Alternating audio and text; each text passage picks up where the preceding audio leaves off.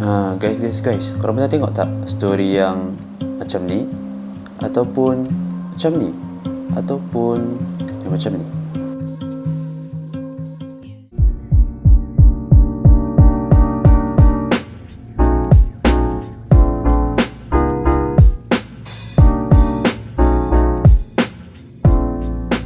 Salam guys, aku Haziq and welcome to my YouTube channel. Dalam video kali ni aku nak share 5 tips macam mana kita nak start buat typography untuk Insta story dalam Instagram. So let's check it out. Tapi sebelum tu, kepada korang yang tak tahu lagi apa tu typography, typography ni adalah salah satu elemen add-on kita letak dalam gambar. Daripada gambar yang asal yang tak ada apa-apa, kita dapat tambah teks ataupun apa-apa sahaja message yang kita nak sampaikan, membuatkan gambar kita lebih menarik dan dapat difahami oleh orang yang tengok gambar tu berserta teks yang kita letakkan dalam gambar tu. Tips pertama yang aku nak kongsikan adalah, yang pertama, dalam typography ni kita perlu tulis ataupun kita letakkan teks yang hanya berkaitan dengan gambar yang kita nak gunakan tu. Maksudnya janganlah korang letakkan konten-konten ataupun ayat yang tak sesuai dengan gambar. Contohnya korang ada gambar nature ataupun gambar portrait, gambar yang menunjukkan emosi, tapi korang letak ataupun tuliskan teks yang tak berkaitan dengan gambar korang tu. So benda tu akan membuatkan typography tu tak begitu menjadi. So letakkan teks ataupun caption yang berkaitan dengan gambar yang korang nak guna tu, ataupun yang paling susah, korang cari je apa-apa lirik lagu, korang ambil, korang copy and paste, letak je dalam typography yang korang nak buat. Poin yang kedua pula adalah maksimum jenis font yang korang boleh gunakan dalam typography adalah 2 hingga ke 3 sahaja.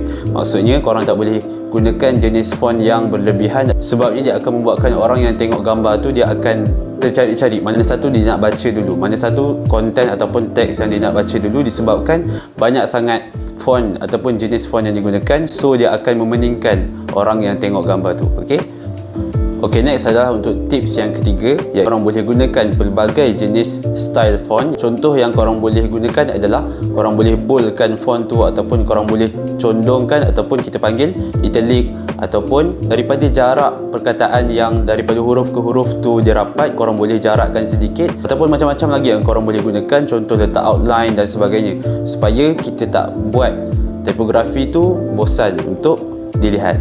Tips typography yang seterusnya adalah korang boleh banyakkan tengok reference ataupun contoh-contoh akaun Instagram yang selalu buat typography dalam Instagram lah. So aku akan sharekan juga list akaun-akaun Instagram yang boleh korang ikut dan dapatkan ilham daripada gambar-gambar yang diorang post. Tips yang terakhir adalah yang paling penting, korang kena try and error dan selalu buat typography ni. Korang perlu sendiri cuba, walaupun pada awalnya korang akan tiru-tiru style typography orang lain, dan lama-kelamaan korang akan biasa dan boleh buat style typography yang daripada korang sendiri.